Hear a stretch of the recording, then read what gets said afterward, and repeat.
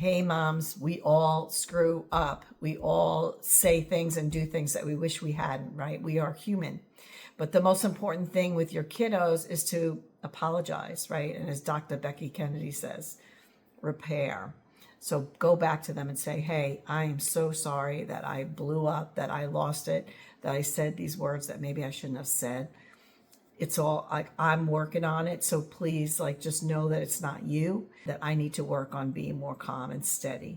So they're looking for you. You're their lighthouse, right? If you're freaking out, that's going to add to it, right? But again, it happens. So the most important thing is to go back and have that conversation with your child that says, hey, I'm really sorry. I'm working on staying more calm.